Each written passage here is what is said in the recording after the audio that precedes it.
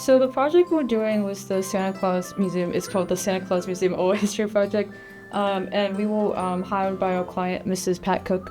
And what she's trying to do is she wants to not only get more information out there about Holiday World and the story of Santa Claus Land, but also about a suburb called Christmas Lake Village that her and her husband helped build. And so we interviewed a series of residents who lived there over a various amount of years from the late 70s to the early 80s about their experience living there, if any of them worked at Holiday World, what they did there, and about their experiences in that community.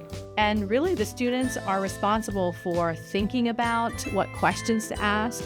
And first we had all of these readings about Santa Claus, some of them being Pat Cook's actual books that she wrote about her life and then about Holiday World. This history is not published frequently, so they needed to understand who they were talking to and what it is that they were going to learn about during this oral history process. So the importance of oral history, especially in this case, these individuals had never been able to tell a story about just everyday life. So it gives us that rich context that we want about just everyday happenings in a small town USA. For our class, we got to produce primary sources.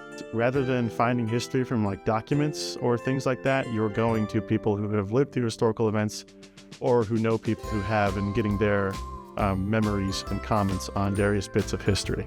So these recordings and transcripts will not only be given to the client down in Santa Claus for the museum, they're going to be stored here at Ball State too, so we can use them later. The important thing to take away is it's still meaningful history because this town and the local history is so important to them, and this is something they want told. So of course we are going to do our job as public historians to make sure the story is told in the best possible way we can.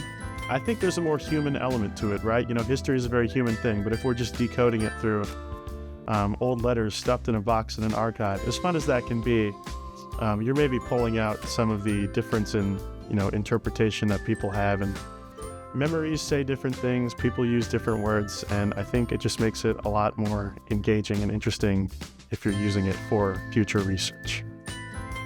I hope that they're getting a sense of confidence to talk to people about history and a sense of analytical thinking skills to think on the spot, listening skills, gaining rapport with the client, and being able to be seen as someone who's trustworthy, that they can share the information with, and then also background research. Documenting these things also is a very important skill, because we not only have to go in and transcribe, we also have to go through everything they say, and if they bring up a certain event, we have to do research into that so we can footnote it. They were able to learn how to make eye contact, how to listen and not interject nervously, how to compose yourself, that self-confidence that it takes to be a historian.